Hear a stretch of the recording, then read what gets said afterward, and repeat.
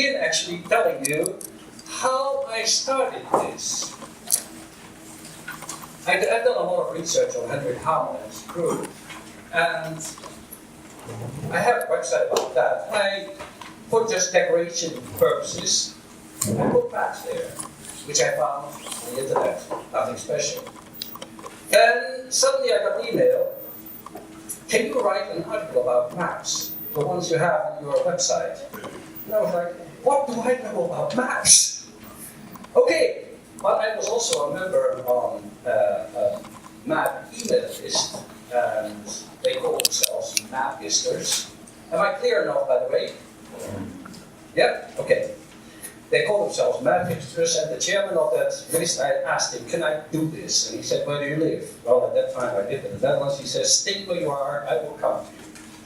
And he came with a bunch of books, and he said, in our university we have tons and tons of maps. You're free to make copies and you're free to do whatever you want. You can do it. Okay, so, well, first I had to read through all these books, and the magazine where I wrote for asked me to write 8 pages of text. I ended up writing 16. And to my big surprise, they published it all. To my bigger surprise, a couple of months later, I was suddenly considered the expert on Western maps of Korea. Now, wait a moment, this is weird. This is a couple of weeks' work, and suddenly I'm the expert. But okay, fine. The last time I spoke about this was quite a while ago, so I maybe here and there hesitate or look at my notes. But over here, the importance of classifying maps and understanding the history behind them. Why? Well, implications of the naming of seas, why is that? Because I have been a member of the association of the naming of the East Sea. Of course, you all know that as the Japanese Sea. Why is it important? Because at that time, both Japanese and the Koreans, they were just collecting maps and counting them. And they said, okay, look, we have 500 maps with the East Sea. And the Japanese said, we have 501 with the Japanese Sea. So you lose. And I was like, no, that's not how it works. Why? Because map makers copied from each other. They were not original. You have to realize that making an engraving is a lot of work and is very expensive. And very often, if one of the map makers died, one of the others would try to lay hand on his collection of color plates. Therefore, it's no use just counting maps. And why is it? It is therefore important to classify them, because, as I said, they just really copy from each other.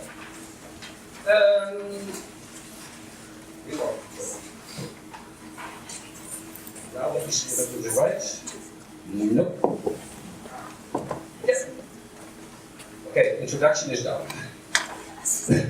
The first Western visits to Korea, when, of course, you know, there have been several Westerners coming to Korea. The very first one was in 1885. That was, sorry,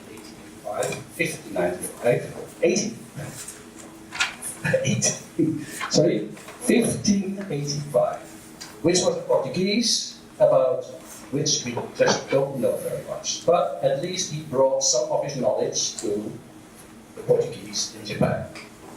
The second one coming to Korea was a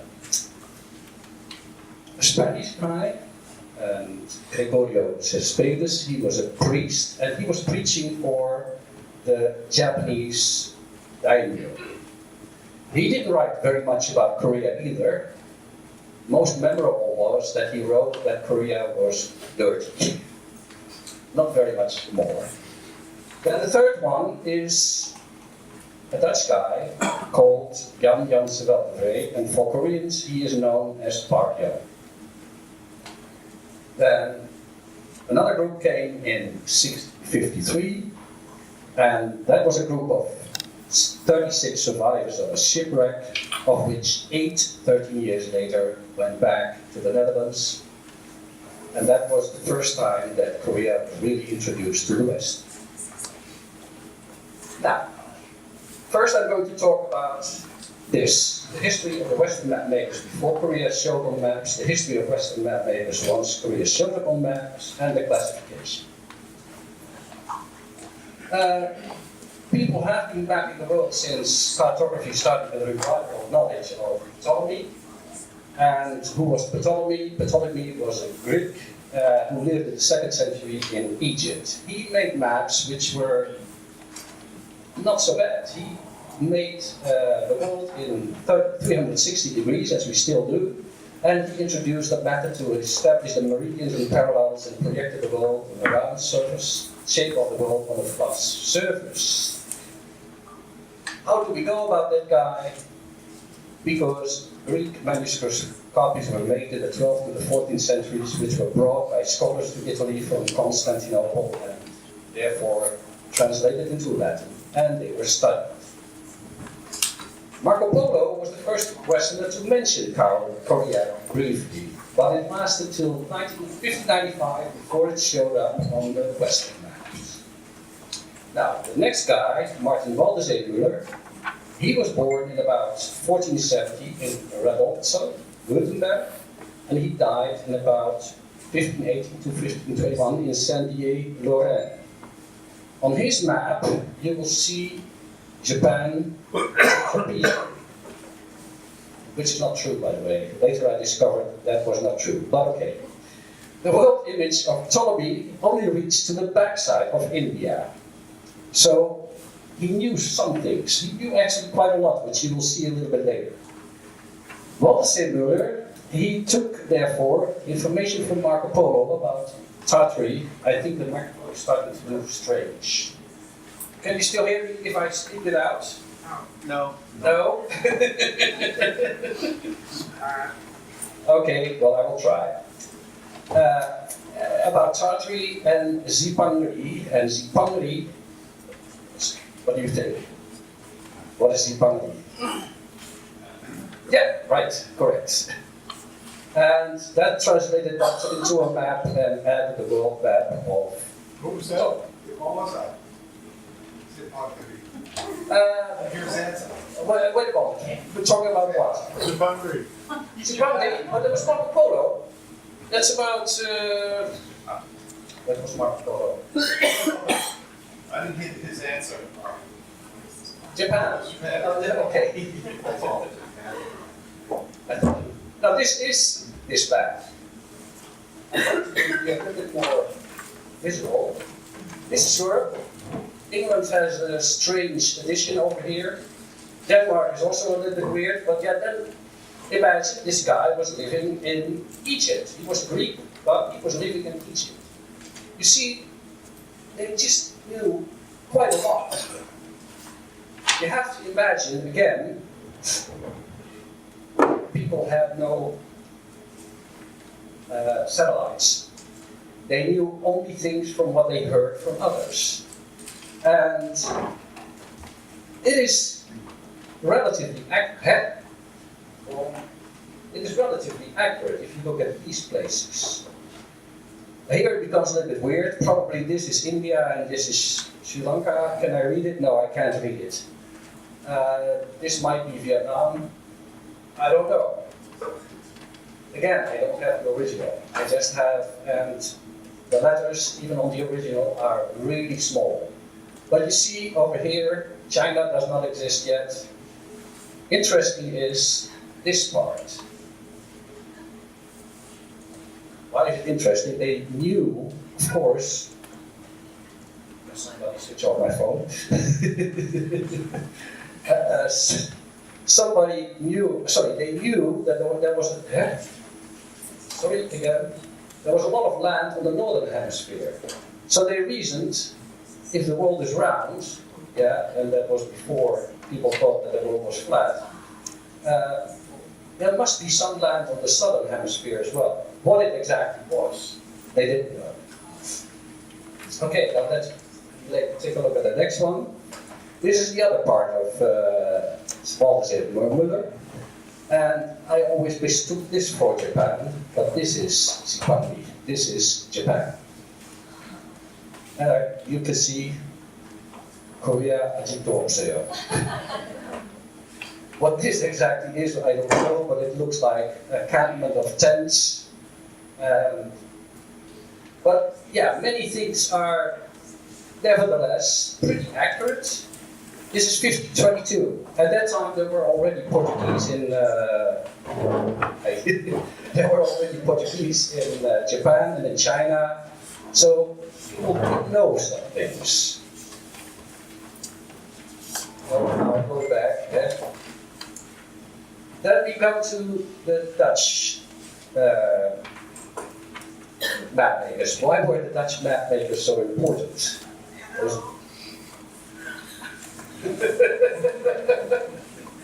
Interesting. Despite the fact that Holland was in war with Spain, they thrived. Those bloody Dutch were everywhere, except in the east, and that comes later. Mercator was a map maker.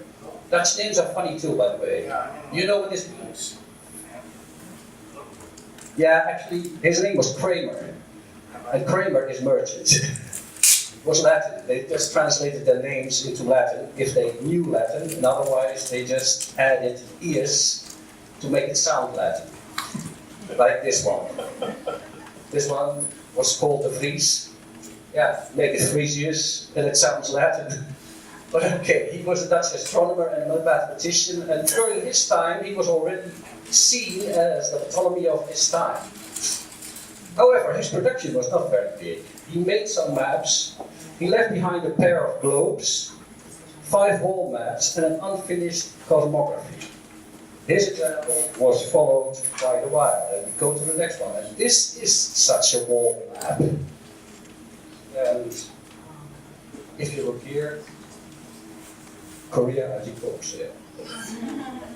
Although America is there. See? You have to realize, in order to make this photo, I have to take a table, put a chair on the table, and put a stool on top of the table, and put the map on the floor. It is huge. So therefore, you cannot see many details. Why were people so interested in maps? What do you think?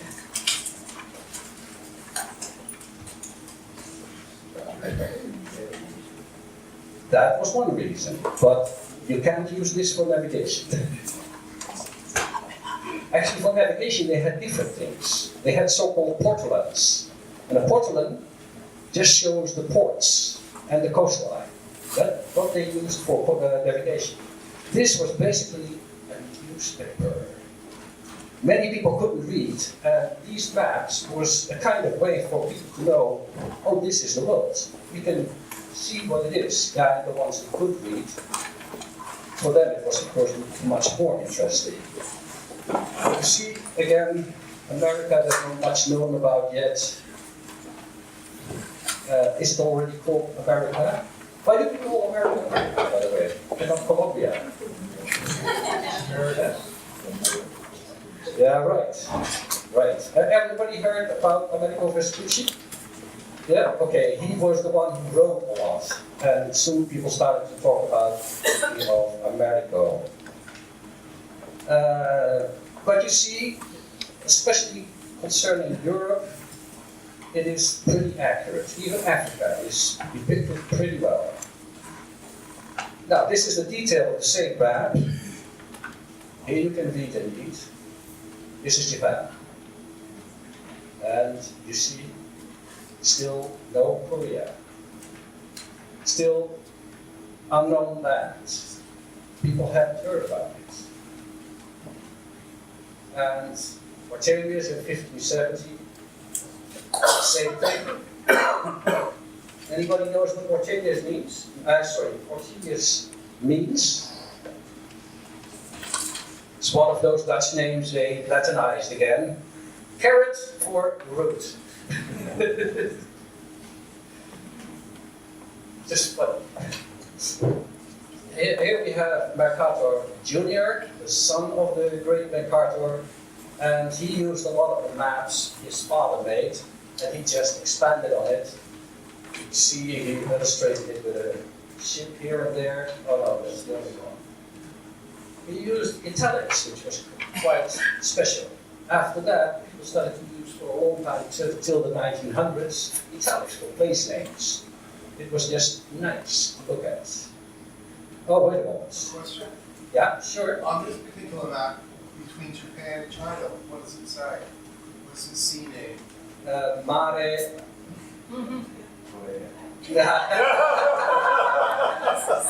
I hate to disappoint you. CJN. That's all I can make of it. But probably Mare Orientalis. I'm not so sure it might be construed as a G as well. I don't know. I mean, it doesn't say anything. You can see it for yourself. Mare.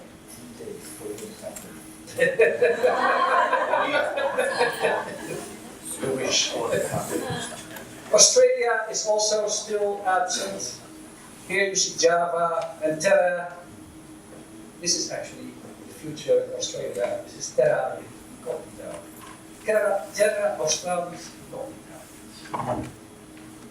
Southland. Oh, wait.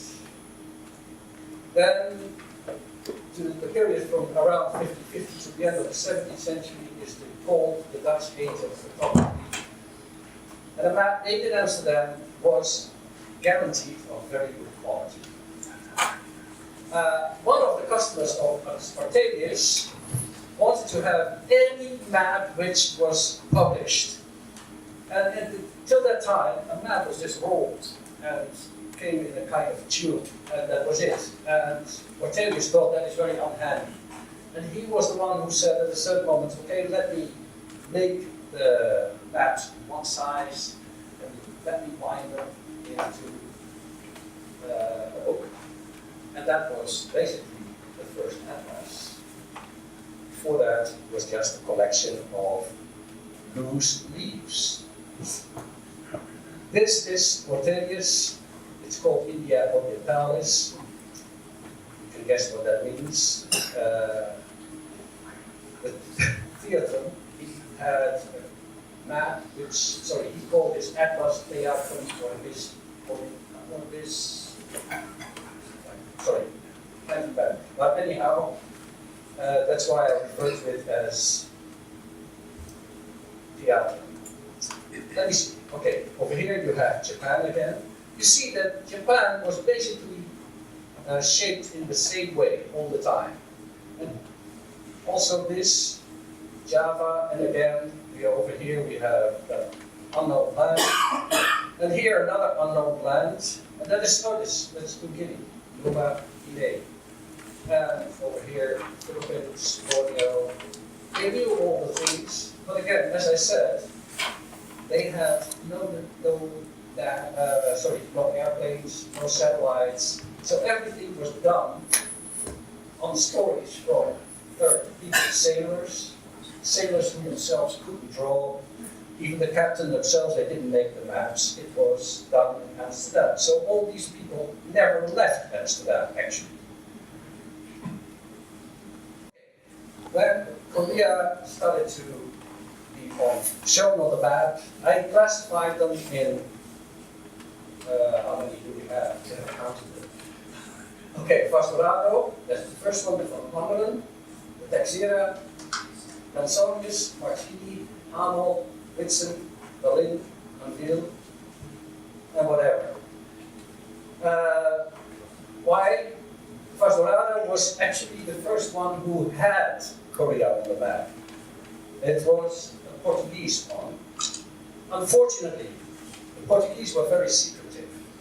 And this map showed up very recently. It was in 1568. Let me see the next one. Yeah, that's it. This is Korea. And this is Japan. And you see everywhere Portuguese maps to show this is Portuguese territory. Remember, the world was divided in two parts, the Spanish part and the Japanese part, until they discovered the world is round after all, and they clashed somewhere. Again, probably he heard from people who have been Jesuits who have been in Japan. He heard about Korea, and the Japanese themselves, the Jesuits themselves probably didn't know very well either. And they just told him like this.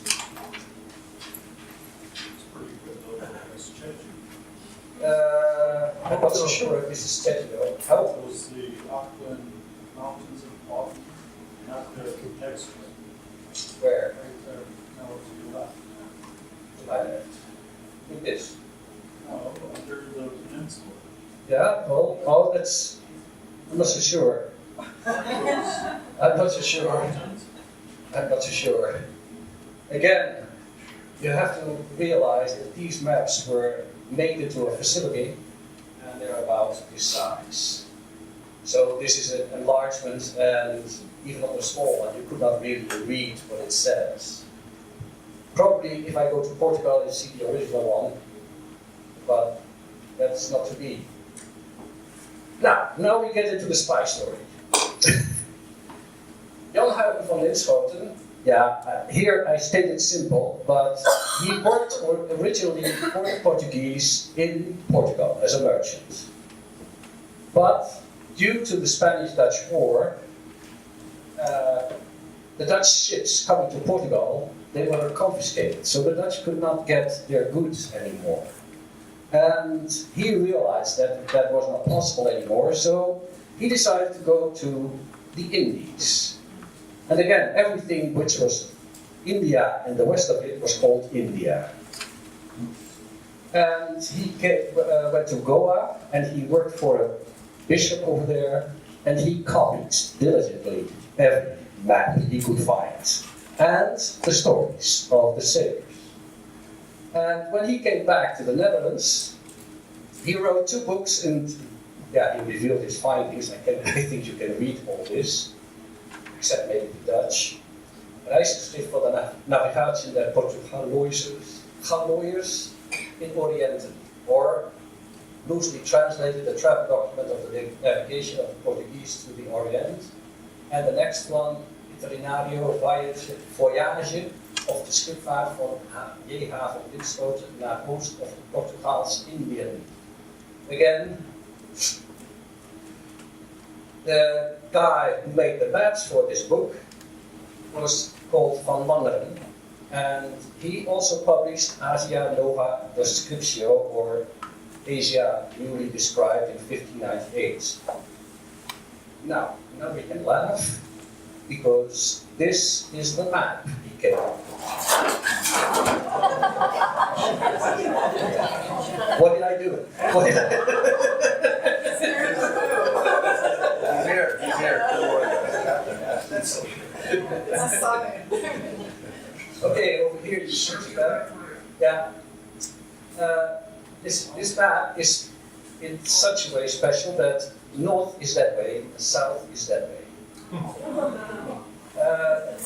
The custom to make north always up was invented later. It was not always the custom. Maps were made as it came.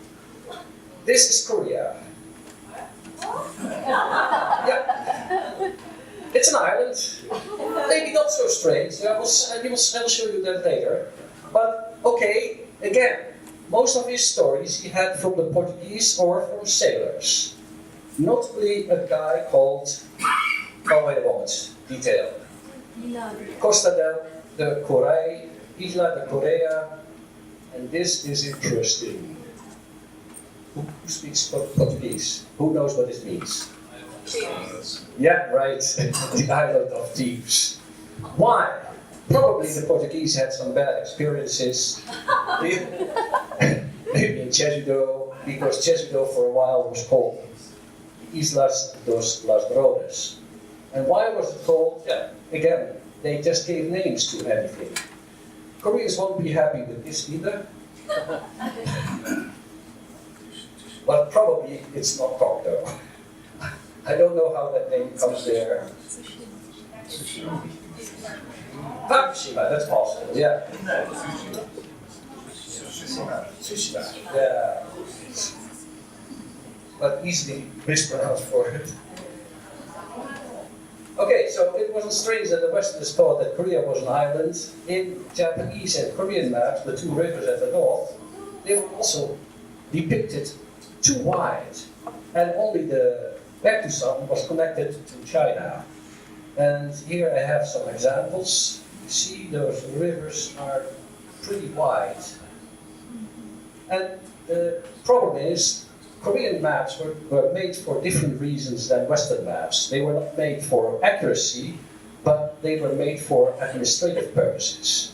They had to know how many people lived there, what the distances were, but they didn't care that much about the shape. The islands, very often they are depicted too close. Here's another example. Shows what Paul do. You see here again, the rivers are way too big. Baekdusan is actually the only one. These are pretty late, but maps before that have some other.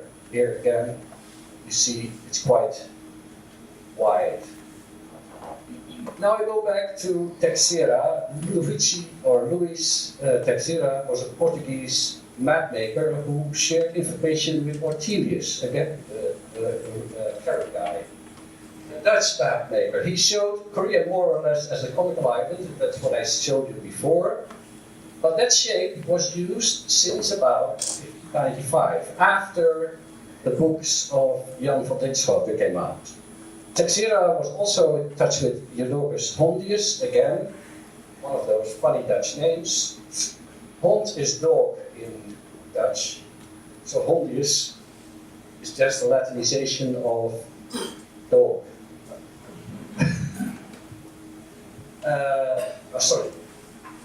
Neo-Latin, because it's not Latin at all.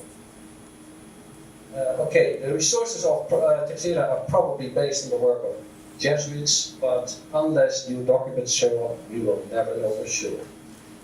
You see that here you see again Korea, and this shape was basically used for a long time. People realized that Korea was a peninsula and nothing more.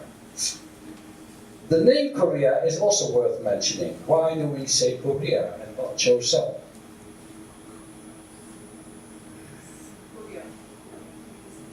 No, actually because of Marco Polo. He was talking about Korea as Kaoli. Kaoli, Chinese pronunciation of Korea. And Kaoli, the Portuguese, they have the surname Korea. It's a common surname in Portugal and also in Italy.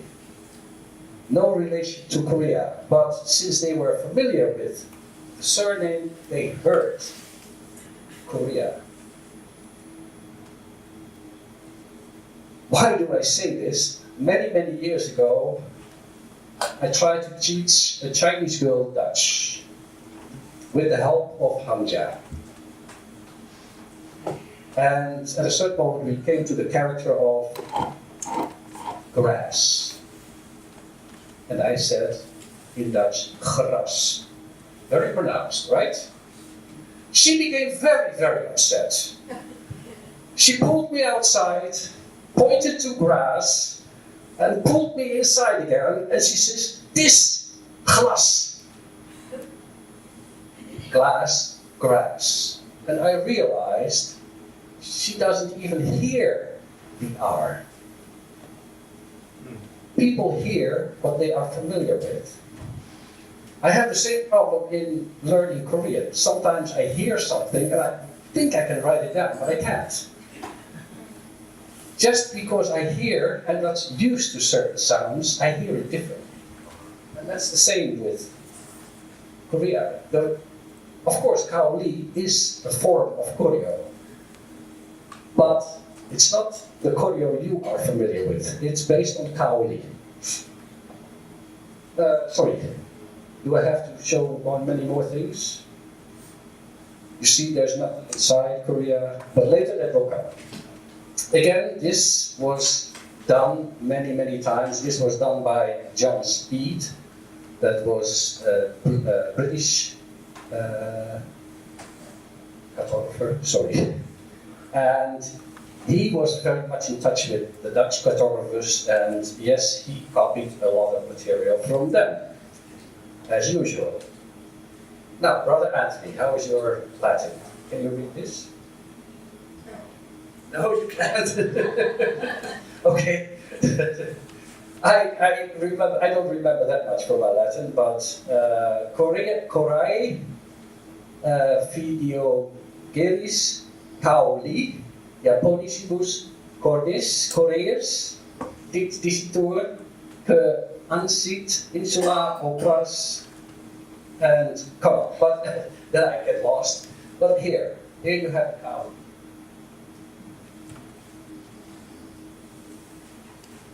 As they said, as they thought that it was pronounced. Here we have the same stuff again, but on another map. Again, it also shows that they just copied a lot from each other. Corea indigenous Kaoli, that means locally known as Kaoli. By the Japanese as Korais. It's an island which is connected to the mainland. And then I get lost. My Latin doesn't go that far. Oh yes, maybe the last one is still a barbaric country. Also not nice. Not flattering. And again, you see that this was copied widely over and over again. This is peculiar because of this. Anyone remembers to what that refers to? Yeah, it's a crucifixion. Why? Yeah, it's persecution, yes, right. Hideyoshi at a certain moment was so fed up with the influence of the Portuguese that he crucified he chased the Portuguese out, but anybody who stayed, or any Japanese who was converted to Catholicism, was crucified. That's what this refers to. Manuscripts. Manuscripts is a special category since they are unique. Of course, there's only one of them. And only in rare cases they were published, and we can see that they used other researchers for the maps, most likely local resources. Here are some of the examples. This is from an Italian map maker. Maybe you know the guy as Gerard de Angelis, but his original name was this. Here you see very briefly Korea. Yes, it does, here. Yeah, Korea. Now you may wonder about this, but I will explain that later. This is America already. A little bit close, but that's okay. They didn't know. This is Matthijs Kwast. And now I come to the story why there is a lot of land. You know this name, Tasman.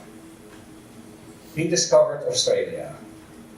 And just before they went to Australia, they came here. And the weather circumstances were very bad. And there was a lot of fog. And they thought they saw a lot of land here. And because of the fog, they eventually returned and went on to discover Australia, the unknown land. Again, Korea, maybe this is Jeju-do, I have no idea. It doesn't say anything.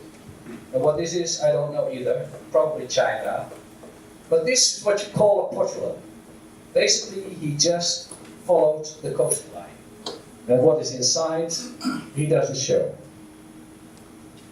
This is from Isaac de Graaf, is also a Dutch guy. He never left the Netherlands, but he made a manuscript, and probably from that he made a better map. This is Korea. Not that bad, actually, if you think about it. Yeah? the shape is better than the triangle, so it's not so bad. Japan is a mess, but okay. I'm not so sure. Yeah, I can't read it. Again, the examples where I have this from were too small and I can't really tell how and what. This is a British guy who made a map. And of course, you can read this. The island of Japan, if it be an isle, if not only one, but many, for the coast is continued with many islands, stands like a broken wall, and the several falls of fresh water brooks and rivulets descending from the upper grounds with their mixed interweavings, both from sea and land, make a numerous crowd of pretty isles. The most spacious and wealthy whereof is Japan, by the natives Nippon formerly said to be comprehend 53 kingdoms. Okay, but here you see indeed Corea Island again. Can I read this? No. I was curious what to find here. Then Jansonius. Jansonius made a slightly different type, together with Jodocus Hondius.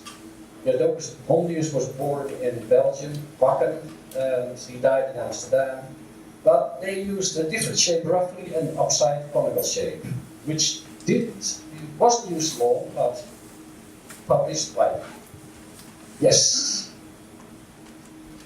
This is still called Islas de la Torres. This is supposed to be Jeju, and this is the Insula Corea. Again, you see Japan is again based on the other maps, the manuscripts. Here you see the same. I'm not going to tell you all the details. You see, people copied each other over and over again. You can see the land Esso again, which appeared on the map of Tasman. And Congolese land, that's again America. Again, over and over again, until finally Martino Martini, a Jesuit who did also work for the Dutch, came up with a map of Korea, and again, in a different style. This was published in about 1655. The Dutch paid him to make a correct map. He was working on in the court of the Chinese emperor, and he was, of course, preaching. He died in Hangzhou. That's what I know. Oh yeah, here we go. Actually, I know the guy in the Dutch way as Martinus, Martini. I see there's a title here. Okay, he was born in Trento, Italy, and he died in 1661 in Hangzhou. He worked for the Dutch in China, and he received information about China, in China, of course. Johann Blaeu, again, one of those names. Blaeu is just blue. His name was Jan Jansen, and there were many Jan Jansens in the Netherlands, so he just added Blaeu, just to distinguish himself. He died in 1673. He printed maps based on the information Martini provided, and basically this was the first time Korea was shown as a peninsula. The funny thing is, and I translated that, he had a detailed description of Korea on the back of the map. This map could be found here. Now you have to realize that these books are not small. It's not this size. If you are rich, you can buy this. There are 30 volumes, and the university, they have a safe, a special safe, only for this atlas. $300,000. You could buy a pretty house for that. But it was kind of cute, and as I said, they were not so precise with the gloves to touch it. It was okay, I could leaf through it. And I took the text on the back side and I translated it.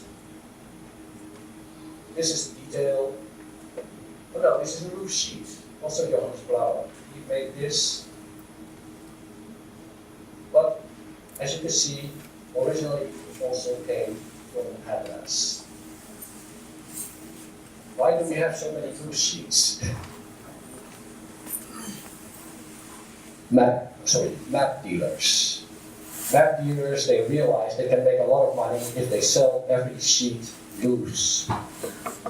So they cut maps from books, and in that way, whole books are being damaged, but yes, they make money. Again, this also a loose sheet. This is a detail. And the island of Fungma. Now, who knows what Fungma means? It's Jeju-do. What is Fungma?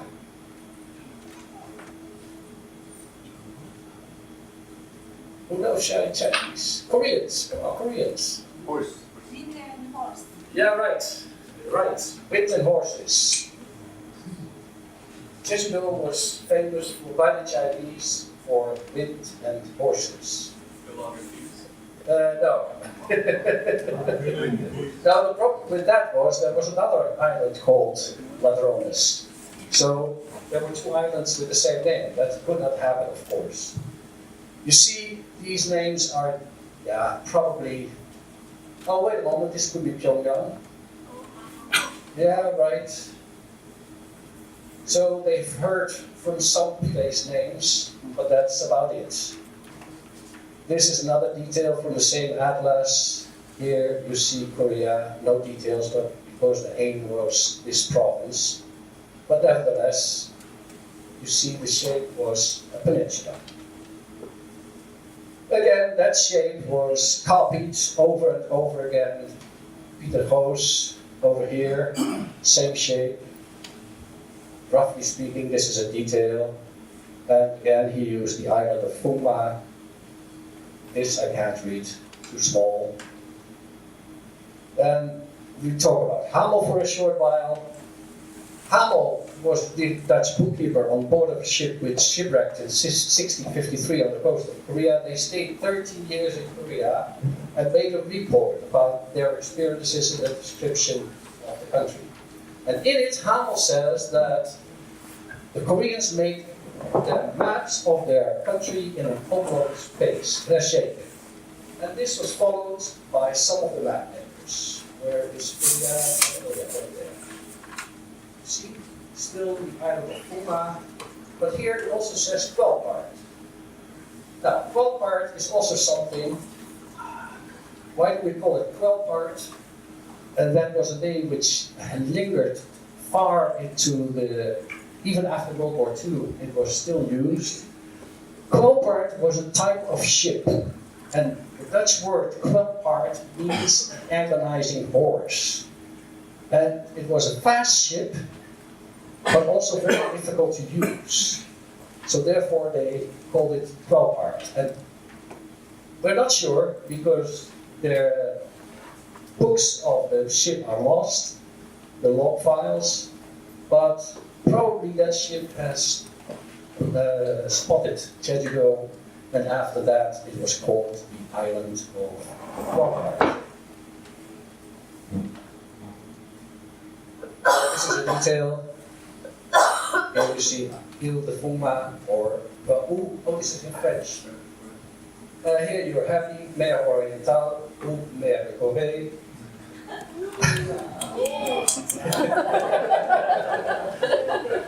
But here you also see Choshen.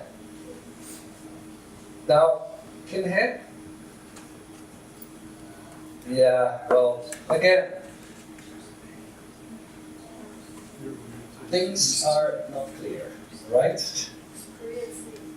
Where you see, yeah, right, Mer de Corea.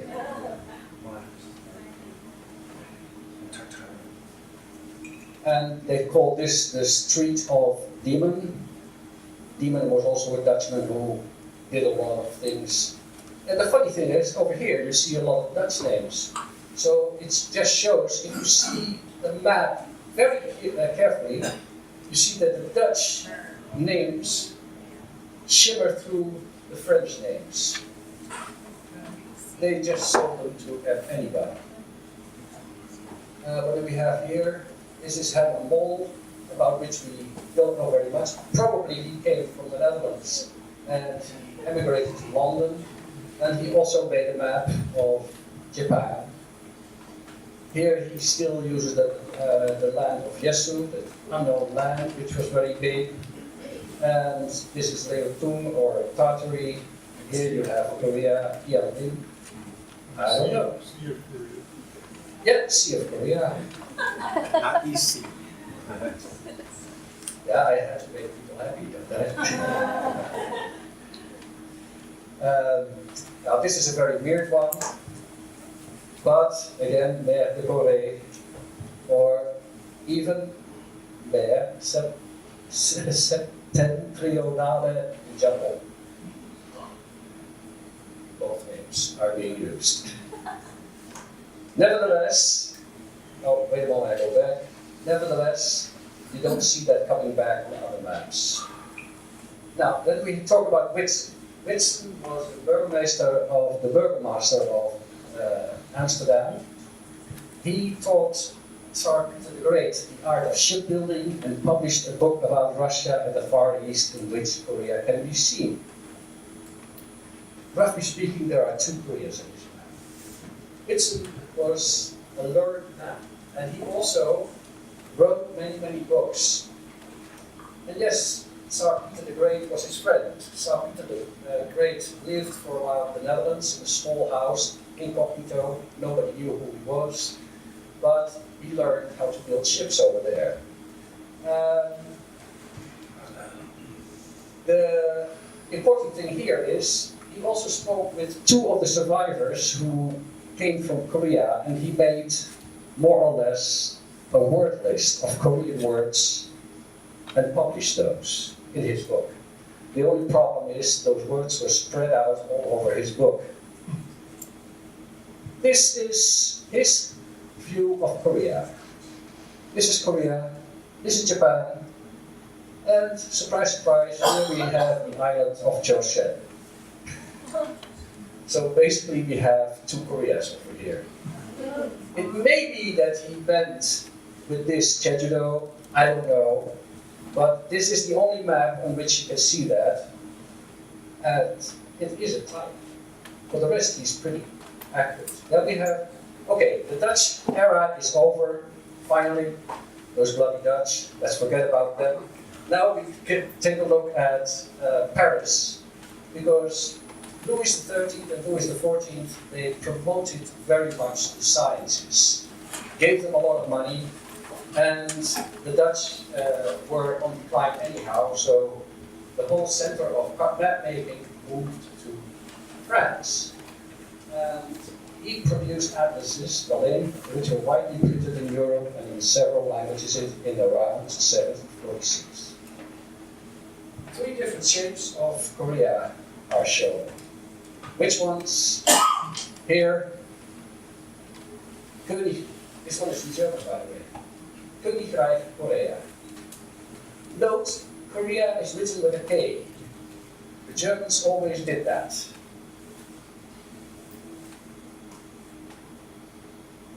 Here, there's another shape. You've seen this shape before, but now on the French map, this is Korea. Fungma. What is this?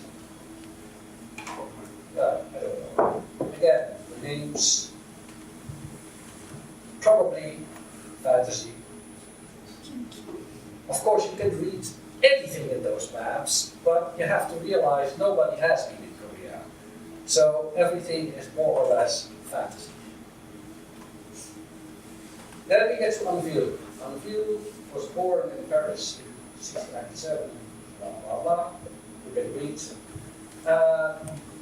The Manchu Emperor, Savenije, he wanted to map his empire, and he took on with new energy when the Jesuits joined the effort in 1709. So in 1 year they had mapped Manchuria, the borders of Korea. And by 1760, they and their Chinese and Manchu assistants had mapped the entire Chinese empire, plus Tibet and Korea. Here's the story behind that. the Koreans did not allow the French to come inside the country. But they could not stop the Chinese. And one of the Chinese more or less laid hands on a map from the king and brought that back to China. And that was copied by the French, and that's this type. You see, pretty accurate. This type is also many, many times. Again, you have two islands, Jeju-do now. One is called Kwelpart and the other is called Fulma. Same time. I will show you the detail of that. Oh my God. And you find soul here. Always interesting. Somebody wants to try?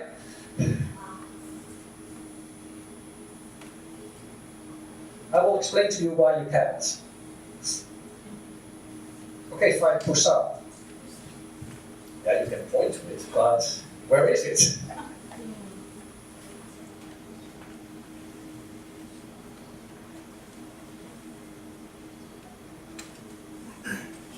It does not exist on this map. Why not? Donghae. Donghae, yeah, right. They were familiar with Donghae. There was a Japanese mission, and therefore they knew that. Now, what would this be? Yeah, right. This is why do we have a hard time understanding these things?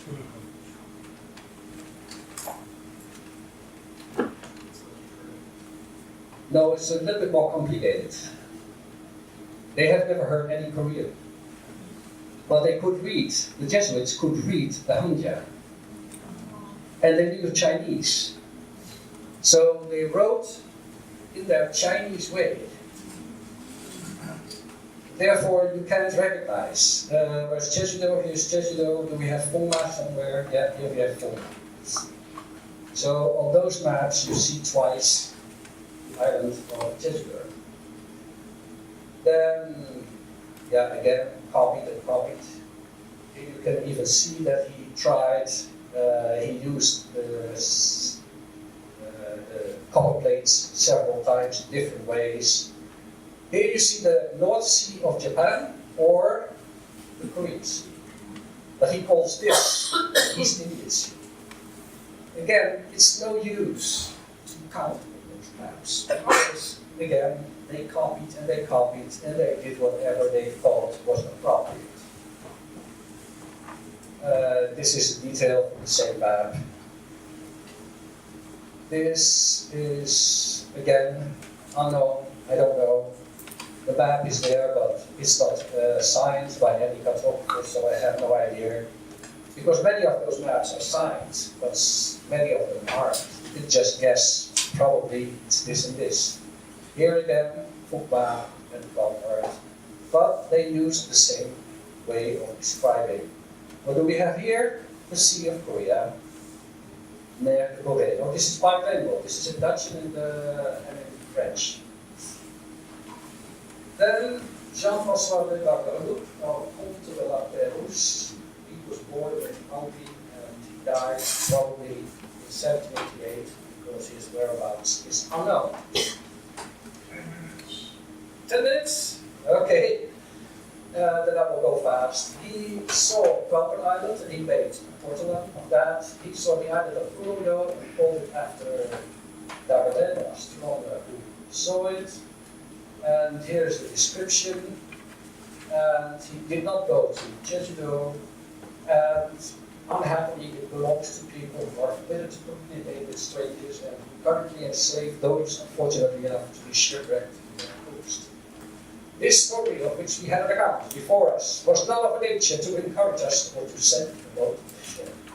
Sounds nice, that. So, they spotted the present window in the sea, and which, for unknown reasons, he called the Sea of Japan. And basically, after that, blame him, the name, the Sea of Japan, was used. It's the first explorer. Yeah, right. They're all scientists. Yeah, right. Well, personally I have this map. So this is Dagalé, or Ulumdo. This is Chejudo, but it's part of a bigger map with around North Islands. And this is the coast course he took. Somewhere over here is Busan. You see, this is not very clear. We cannot make a real map of this. But this is Portugal. We just show the ports.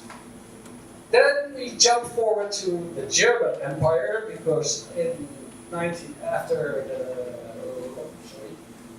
the 1800s, before the 1800s, the French money dried up. We had the Napoleon Wars, etc., etc. And the Germans, little by little, became the publishers of maps. And you see, they always wrote Korea with a K. Now, what is this?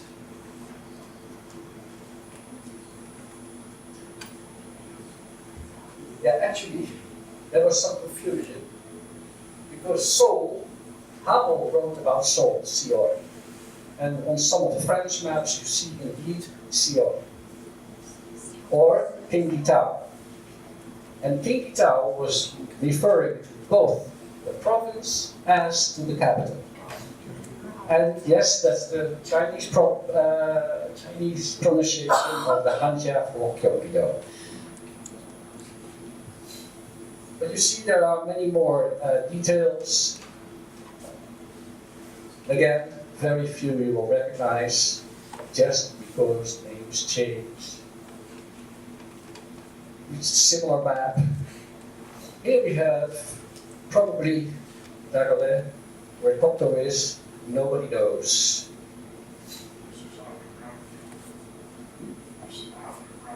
Yeah, right. Well, this is actually the first map I could find which was accurate. And this is from 1894. It's made by Henny, and it was published by Carl Flemming, and the company still exists, by the way, but Carl Flemming himself died in 1878. But you see over here, and you see here, Japanese is there. And you want me to make it short, this is the last map of Korea. Questions? You alluded to some interesting writing on the back of one of the maps, but you never got there. I gather it's less than It's a whole story. It's a whole story. You can find it on my website. I translate, but it's send me an email and I will show you where it is. Notice on the map sees Orient and Asia. What was the distinction? Orient was just Greece, and Asia was Asia Minor. They knew that already, but they were not sure if Asia Minor and Asia were connected, if it were all continents. How many maps do you have then? Like, where did you buy them, and what's your most expensive map? Wrong question. I have one map, Just one. but I have 360 photos of maps. How much? Oh yes, I have heard of that too.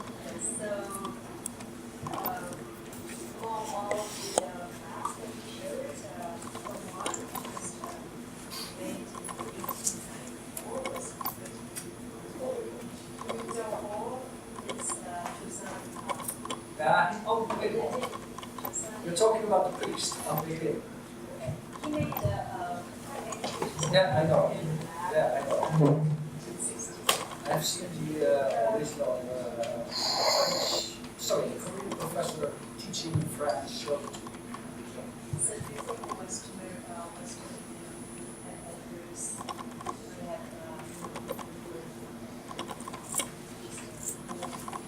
No, they didn't use it. But it's in France. I've seen it. Yeah. I didn't use it because they didn't use it. I didn't use it because they didn't use it. It's never nowadays. It's not. I know. traveled all over the country, yes. But he was a priest. Yeah, American. He managed to smuggle out the map, and then he went back to Korea and he was killed because of his Catholicism. You didn't mention the French. The whole West Coast studies are actually surveyed by the French. Yeah, right. Yeah, Before and during the 1866. yeah, right. Yeah, listen, there are many things I didn't mention. You say the Russians too on the East Coast. Yeah, right.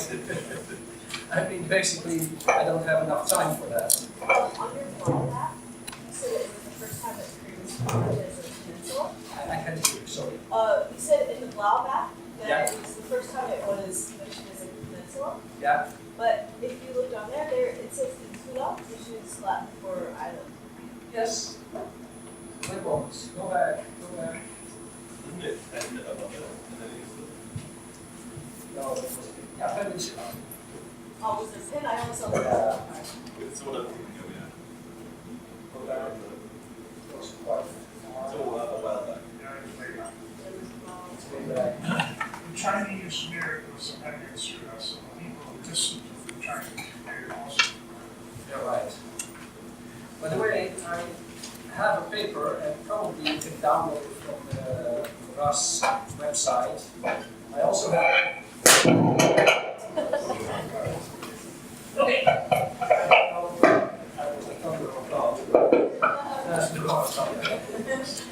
I also have a website about cartography. If you just search for my name, you can read all about it. I have many more maps there, and also many more details. Again, many of those things I can't say over here because my time is very limited. More questions? So is it possible to blame the French for calling the sea the Sea of Japan? Germany. No, the French.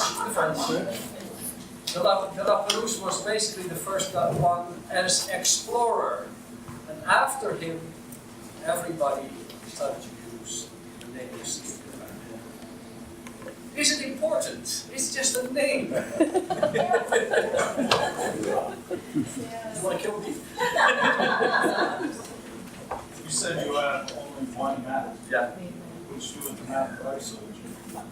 Oh. That's the Did you sell me a map? Fort Hamilton. That I have somewhere rolled up. That's the one map. Any more questions? Do you have any maps about Russia? No. I just, in the archive where I was, there was just one. But then again, many of those Russians, they just copied again from the Dutch or the French. What about the English, the British? The British, John Speed was the only one who The only one? left. Yeah. Surprised at that. Yeah, well, they made maps, but again, they talk Did about he call Ducto? Yeah. Is he the one who named Ducto that? Yeah. I was interested in the 17th century maps that show the west coast of America. Yeah. Was it just a deduction that if you continued going eastwards after Japan and Korea, you get Well, this is the first Dutch who came to Japan. They came around the Strait of Panama. So they knew America is somewhere over there. It's just deduction, yeah. Actually, there are 6 ships left the Netherlands, and only one arrived. Maybe you heard the story of Will Adams, John Clavel, Shogun, based on Will Adams, the guy who became the rival of the Shogun. There were actually 2 survivors. There were 24 survivors, but they were in a very bad shape, and 2 of them came into the favor of the Shogun, and they became the advisors of the Shogun. And yeah, Will Adams was a British guy, the navigator, and he wrote a lot of letters home. Those are translated into, published, but they were published a lot. The other guy, the Dutch guy, didn't write that much. There was less known. So in Japan, there are places named after the guy. Also after good habits, not as good habits, but as now I don't know. The Japanese name for navigator. That's how he's referred to. Did you hear about the use the word Japan lately? Oh yes. There was like a controversy. So what I'd like you to do is to ask people to use maybe Save Japan. The problem is I can't do very much about it. Actually, the guy from the Cartography Association, he said it won't happen. There have been many requests to the association, and he said it won't happen. This is just maybe a double name is feasible, but it will not be changed to the EC. The biggest problem is there is already another EC. The north of, maybe the British speakers know it as the Baltic Sea, but the Germans and the Dutch know it as EC. So there are more names EC around the world. Yeah, just like with English Channel, the French down with English Channel, are we doing, is that an issue? Oh yes, it still is. They call it, French call it paraclet, therefore, tunnel is called channel. Yeah, that's Calais. Channel around, but okay. But the Irish Sea is the Irish Sea in Britain and Ireland. Yeah, well, same thing. I have attended a lot of cartographic seminars. The funniest presentation I saw was from a Russian guy. I forgot his name. If I look it up, I can find it back again. But he has made software, and depending on where you are, names change. And that makes sense. It makes a kind of sense. Because everywhere things are known in a different way. Even in Russia itself, some names are known by the local names and with other names. One South African guy, he also had a funny story. They asked many local people what is the name of that river. And they would answer in the local language, that's a river. And that became the official name. So, you have many, well, kangaroo, I don't know if it's true or not, but they asked the local people, what is that? And the Aboriginal said, that's a kangaroo, but they meant to say, I don't know. And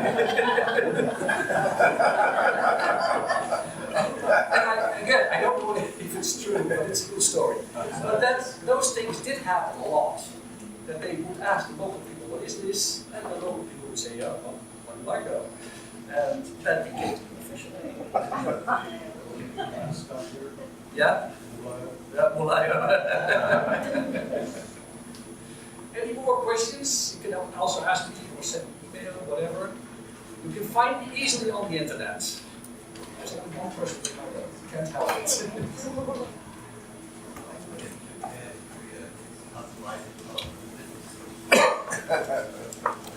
Well, I've been. Wait. The thing is, Japan spends $100 million every year to keep the name in space. $100 million. That's a lot of money. Korea, yeah, just a little bit. I've been to these seminars, and when I heard that, I was astounded. But yes, in those seminars, I have met a lot of people who had interesting stories. But the Japanese would never show up. Yeah, there was one Japanese, but actually he was Korean. But basically, he gave lectures in a very funny way because he couldn't speak English. So he had his daughter record everything in English that was plugged into the computer, recording. But yeah, I've been to Washington, I've been to Shanghai, and we have had seminars here in Korea several times. And that was very enlightening. It was very interesting to see how